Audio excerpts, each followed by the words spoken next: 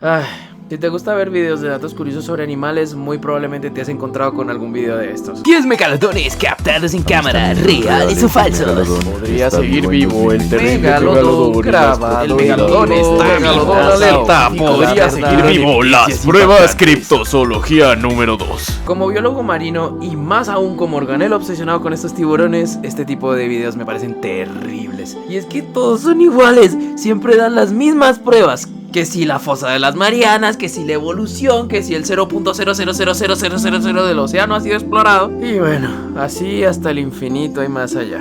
Y si sabes un poquito del tema, sabes que este tipo de cosas son basura completa. Y hay mucha gente que se los cree. Pero tranquilo, que para eso está tu organelo favorito. En este video voy a repasar los argumentos que más se repiten cuando se habla de que el megalodón aún puede estar nadando en nuestras aguas. Sin más que decir, empecemos.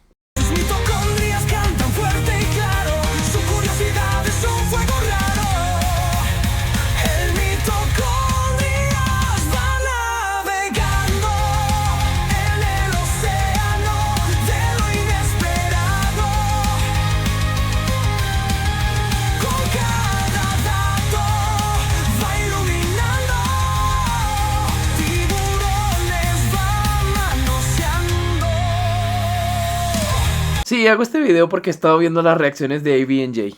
Empecemos por qué carajos es un megalodón. Cuando hablo de megalodón, y a juzgar por el contenido de mi canal, estoy hablando del tiburón, no del otro. Otodus megalodon es una especie extinta de la familia Otodontidae, también extinta, que pertenece al orden de los lapniformes, es decir, son parientes de los tiburones blancos modernos. Vivió hace aproximadamente 23 millones de años durante el Mioceno y se extinguió hace aproximadamente 3 millones de años. Efectivamente, casi lo alcanzamos a ver. Se los conoce principalmente por sus dientes fosilizados, cosa que les da su nombre, ya que, pues míralos, esa cosa es gigante. Para que te hagas una idea, aquí está el diente de un megalodón comparado con el diente más grande de la actualidad, el de un tiburón blanco. El nombre del género, Otodus, traduce en diente-oreja, haciendo referencia a que las bases de los dientes son más anchas que sus puntas. No sé por qué oreja, pero bueno, oreja. Y megalodón traduce a diente grande o gran diente. Creo que no tengo que explicar por qué. Para los niños de TikTok, es porque el diente es muy grande. Y ahora, como tenía semejantes dientes, imagínate el tamaño del bicho. Además de los dientes, se han encontrado vértebras, fragmentos de mandíbula y lo que probablemente sean fragmentos de rostro. Con todo esto es posible estimar el tamaño del cuerpo. La última estimación del tamaño de un megalodón fue hecha en 2024. Estima un tamaño de entre 15 y 20 metros de longitud total. Otra vez, su familiar más grande en la actualidad es el tiburón blanco, que llega a medir un máximo de 6 metros nada más. Fueron tiburones de aguas someras relativamente calientes, tanto tropicales como subtropicales. Esto significa que abarcaban el rango de latitudes que corresponde al trópico, un poco más al norte y un poco más al sur. Y hablando de ¡muerte!, la causa de su extinción fue el enfriamiento de las aguas dado el cierre del Istmo de Panamá. ¡Muchas gracias, Panamá! ¡Chamadre! ¿Qué sopa contigo, pelao cueco de la ver? Pero no exactamente porque se hayan muerto de frío, sino porque su alimento se desplazó porque este a su vez estaba buscando alimento. ¿Y qué comía tal monstruosidad de pez? Pues se han encontrado fósiles de la ballena Piscobalena nana que presentan marcas que corresponden a dientes muy grandes y cerrados. Y adivina quién tenía dientes excesivamente grandes y encima con bordes con forma de sierra. Pues sí, comía ballenas, relativamente pequeñas si la comparas con su depredador, pero seguían midiendo 5 metros de longitud. Esto lo digo así por algo que diré un poquito más adelante. Y apuesto a que esta no te la sabías, a menos que veas a Paleos. Nuestro amigo ha tenido una crisis de identidad terrible. Ha pasado por tantos géneros que parece un adolescente actual. Primero fue clasificado como Carcharodon megalodon en 1969. Después lo pusieron en Procarcharodon en 1979. Carcharodon en 1983.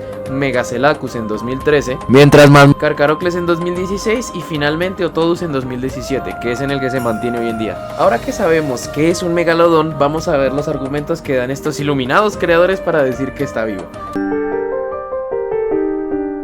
Esto no es una categoría como tal, ya que todos los argumentos siguientes pueden usarse para decir por qué esto no es válido. Lo que pasa es que esto ni siquiera es un argumento, es afirmar que algo es real porque existe incertidumbre al respecto. Se agarran de que no se sabe al 100% qué existe en el océano para afirmar cualquier cosa. Te voy a poner un ejemplo. Como si alguien que cree en los unicornios te dijera: ¿Alguna vez has visto un unicornio? No. Entonces, ¿cómo puedes decir que no existen si aún no has visto uno? Sí, eso fue una referencia, Dross, me siento muy viejo. Sí, claro, como aún no lo veo, no puedo afirmar que no existe.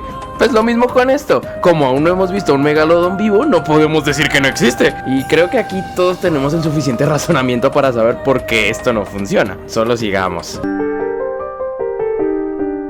Esto, si en realidad no estás prestando atención y no te pones a detallar mucho, puede sonar convincente. Este argumento se refiere a la historia de este animal que está aquí. Este pequeño amiguito es Latimeria calumne, pertenece al orden de los celacantiformes y tiene una historia muy interesante. Anteriormente, este grupo se encontraba únicamente en el registro fósil, por lo que se creía extinto, pero todo cambió en 1938 cerca de las costas de Sudáfrica. Allí se encontró un ejemplar vivo, y esto fue revolucionario para el mundo de la ciencia, ya que un grupo que se creía extinto resultó tener un representante actual, casi sin cambios con respecto a los ejemplares que se encontraban en el registro fósil. Y esto lleva a pensar, pero si este pececito pudo, ¿por qué no un depredador ápice como el megalodón? Y es precisamente por eso, pero vamos a ligarlo con el siguiente argumento que dan porque tiene bastante que ver, ya lo voy a explicar.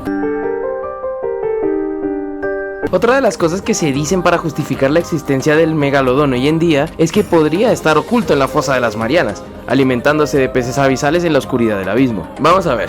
La fosa de las Marianas es una fosa submarina, evidentemente, que se formó por un proceso de subducción. Esto es un proceso geológico en el que una placa tectónica se coloca por debajo de otra por medio de presión. En este caso, la placa del Pacífico se subduce, sí, así se dice, por debajo de la placa de las Marianas, de ahí su nombre. Esta fosa está ubicada en medio de la nada en el Océano Pacífico, al sureste de las Islas Marianas y de Guam, en el mar de Filipinas. ¡Hombre, pero qué es esta foto! Cuando tú buscas en Google fosa de las Marianas, esto es lo primero que te sale, pero evidentemente no lo es. Lo que pasa es que cerca de la fosa de las Marianas no hay nada de tierra, es un punto en medio del océano. En realidad este es el Great Blue Hole, que está ubicado en Lighthouse Reef en Belice. Otro día explicó bien qué es un agujero azul. Este lugar está ubicado en el Caribe, lo que quiere decir que entre este punto y la fosa de las Marianas hay un continente y un océano enteros que los separan. Volviendo al tema de la fosa de las Marianas, lo que hace más popular a esta formación geológica es su extrema profundidad. El punto más bajo que tiene es de 10.898 metros de profundidad. Esta información va a ser relevante más adelante. Ahora, si recuerdas, dije que estos tiburones eran costeros y que habitaban aguas someras o poco profundas y calientes, y que además comían ballenas. Todos conocemos a las ballenas, sabemos que tienen reservas enormes de grasa y una cantidad enorme de músculo también. Esto significa que son una fuente muy abundante de alimento para un depredador. Ahora, para que un animal tan grande pueda moverse necesita mucha energía que tiene que sacar de otros animales en el caso de un depredador como este. Entonces ya te puedes ir haciendo la idea de cuánta energía necesita un animal de estos para solo mantenerse vivo. Súmale que era parcialmente endotermo, es decir que producía su propio calor al igual que nosotros los humanos, por lo que se incrementa el consumo de energía más. La adaptación que desarrollaron para suplir esta enorme demanda de energía fue hiperespecializarse en las presas que pudieran cumplir estos requerimientos, es decir, las ballenas, ya que era una pérdida de tiempo enfocarse en cazar otras presas que no lo pudieran nutrir tanto. Y sí, como dije antes, las ballenas que comían eran pequeñas a comparación, pero ten en cuenta que no solo se podían comer una al día. Tomemos a los tiburones blancos como un ejemplo. Las principales presas de Carcharodon carcharia son leones marinos, que también puedes ver que son bastante pequeños en comparación, pero cuentan con reservas de grasa abundantes, por lo que pueden nutrir bien a un tiburón blanco. Y se sabe que los tiburones blancos pueden comer múltiples leones marinos en sus sesiones de caza. Ahora escala eso a una ballena de 5 metros. Es lógico pensar que comerse 2 o 3 de estas podría alimentar a un depredador. Pero pitas, ¿cómo se relaciona esto con la fosa de las Marianas y el celacanto? Hey, rato sin verte, deja de interrumpirme, hijo de la gran... Vamos por partes. Con el tema de las fosas de las Marianas, la verdad no creo que haya muchas ballenas a 11.000 metros de profundidad, donde supuestamente está escondido. El único alimento disponible medianamente nutritivo que podría haber allá en esa profundidad es este. Te presento al género de peces Pseudoliparis. Son peces que habitan a 8.000 metros de profundidad y llegan a medir 20 centímetros de largo. ¿Tú crees que esta cosa podría alimentar a un bicho 100 veces más grande que él? Sí. Mira, pedazo de idiota. Creo que ya sabes por dónde va la cosa. Un animal de estos no puede obtener el suficiente alimento en un entorno tan extremo como el de la fosa de las Marianas. También recordemos que era de aguas cálidas y someras, entonces tampoco podría soportar las temperaturas bajo el punto de congelación y la presión de 1097 atmósferas que hay a 11.000 metros de profundidad bajo el agua. Compáralas con la presión de una atmósfera que se tiene en la superficie. Es 1000 veces más presión que se tiene al nivel del mar. Entonces sí, creo que está bastante difícil sobrevivir a las condiciones del mar profundo cuando estás adaptado y muy especializado para estar en aguas someras. Y para responder a lo del celacanto tenemos que ver los hábitos de la Timeria calumne. Tenemos a un pez pequeño que no alcanza los 2 metros de longitud y vive entre 70 y 700 metros de profundidad en cuevas submarinas. Estos son ambientes que no presentan cambios con el tiempo y este pequeño animalito lleva viviendo ahí prácticamente desde que existe. Comparemos esto con la situación del megalodón. Tenemos un animal muy grande que depende de un solo tipo de alimento. Se cierra el istmo de Panamá, un cambio en su ambiente. Esto causa que el agua se enfríe y que empiece a escasear el alimento de las ballenas que se come el megalodón. Esto causa que dichas ballenas se muevan al norte y al sur en busca de comida, a aguas mucho más frías que lo que el megatiburón puede soportar. Entonces, si se van para donde está su comida, se mueren de frío, y si se quedan donde están calientitos, no consiguen suficiente comida y se mueren de hambre. Volviendo con el pececito que ha tenido el mismo ambiente toda su existencia, ha tenido el mismo acceso a comida y reproducción desde que empezó a nadar en las aguas del planeta Tierra. Además, sus hábitos alimenticios pueden hacer mucho más fácil el suplir sus necesidades nutricionales en el caso de haber un cambio en su ambiente. Este bichito come peces pequeños y cefalópodos pequeños. Compáralo con las ballenas de 5 metros que ya llevamos mencionando todo el video. Ellos mismos dijeron que es falso. Existen otros argumentos, pero son todos de supuestos avistamientos de este tiburón. Y la verdad se pueden resumir en: se sugestionó por el mito popular, vio otra cosa y lo confundió con un tiburón. Y los que no son ninguno de estos son de plano mentira, porque son videos de tiburones blancos o tiburones peregrinos sin ningún tipo de referencia, donde dicen este tiburón mide 40 kilómetros de largo. O se sacan mediciones de Dios sabe dónde para decir que ese tiburón puede medir 800 metros de largo, alguna cosa así. Por lo que la verdad no considero que valga la pena siquiera tocarlos. Ya como conclusión para este video, quiero decirte que no te creas de primerazo todo lo que te dicen en internet, inclusive con este video. Si así lo quieres, revisa las fuentes que te dejé en la descripción del video y comprueba que todo lo que dije está en ellas.